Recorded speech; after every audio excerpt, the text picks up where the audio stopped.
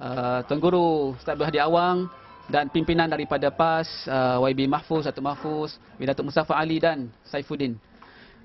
Tuan-tuan dan puan-puan sekalian, pada hari ini sebagaimana yang telah kita dengar dalam ucapan-ucapan tadi, kita telah berjaya mengadakan himpunan rakyat untuk memberikan satu mesej yang jelas, yang lantang bahawa Malaysia tidak boleh lagi ada satu undang-undang yang zalim seperti ISA.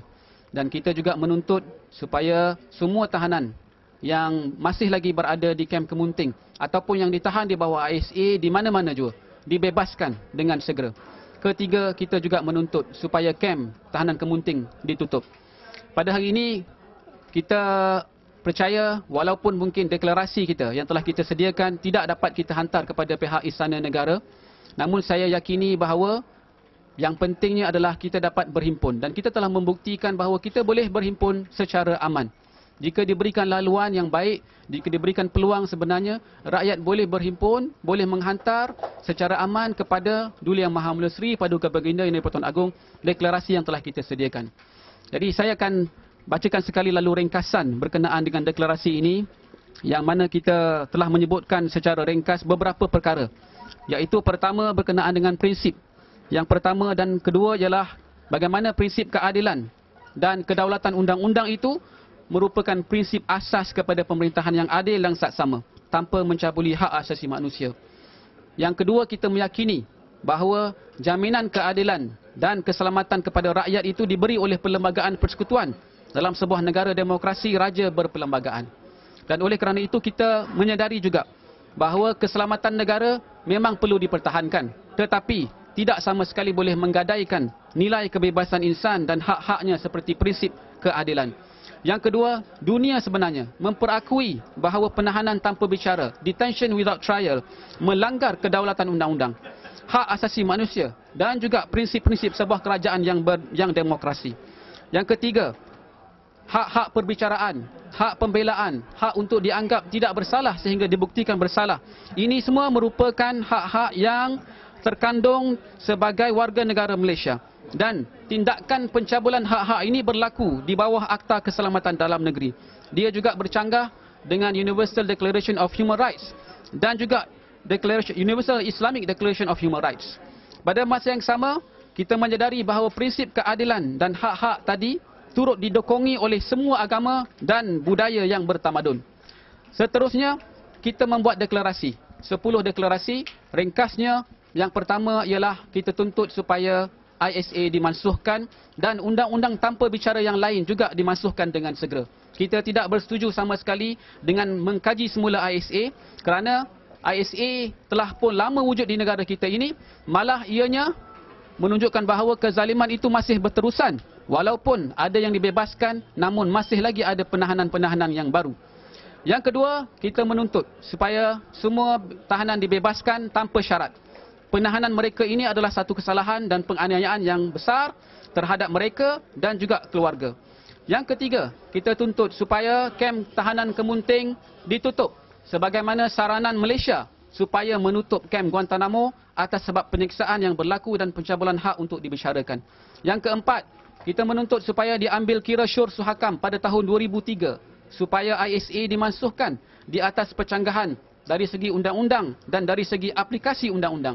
Pada masa yang sama, berbagai badan-badan hak asasi di peringkat antarabangsa juga telah menyuarakan perkara yang sama sejak bertahun-tahun lamanya. Yang kelima, kita menuntut supaya dilaksanakan siasatan awam dan menyiasat semua kes penyiksaan, penganiayaan, kezaliman dan tindakan yang tidak berperi kemanusiaan serta salah guna kuasa yang telah dilaporkan dan didakwa berlaku dalam institusi penguatkuasaan, khususnya Polis Diraja Malaysia dan juga SPRM. Yang keenam, kita menuntut supaya didedahkan laporan siasatan kepada orang awam dan membawa penjenayah penyiksaan ke muka pengadilan. Yang ketujuh, kita menuntut supaya dibela nasib dan kebajikan keluarga tahanan ISA termasuk daripada gangguan dan penderaan jiwa oleh Polis Cawangan Khas, Kem Kemunting dan Kementerian Dalam Negeri. Yang ke-8, kita juga menuntut supaya diperakui dan dihormati serta dikembalikan kuasa yang ada dalam badan kehakiman sebagai badan yang bebas untuk menyemak kuasa badan eksekutif dan polis. Yang ke-9, kita menuntut supaya diambil kira syur Suruhanjaya Diraja Penambahbaikan Perjalanan dan Pengurusan Polis supaya ditubuhkan Suruhanjaya Polis tentang aduan dan salah laku ataupun IPCMC. Dan yang terakhir, kita menuntut supaya campur tangan Duli Yang Maha Mulia Seri Paduka Baginda Yang di-Pertuan Agong untuk membawa perhatian kerajaan terhadap keluhan rakyat ini demi menjamin kesejahteraan dan keamanan rakyat.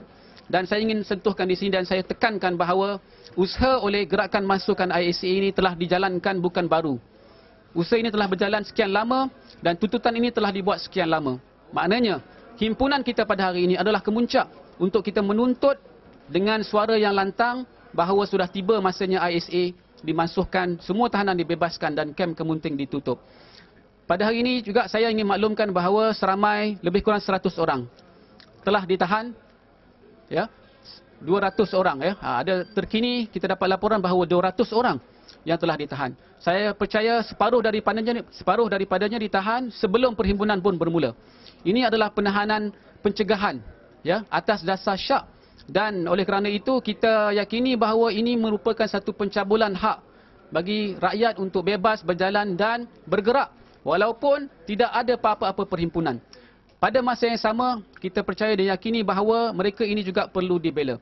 Dan oleh kerana itu, kita juga mengajak rakyat untuk bersama-sama prihatin tentang nasib mereka ini. Kita akan menggerakkan peguam-peguam kita yang sekarang ini sedang diselaraskan untuk membantu mereka yang ditahan, yang difahamkan ramai daripadanya berada di PGA Batu Sembilan Ceras dan mungkin di sekitar kawasan tersebut.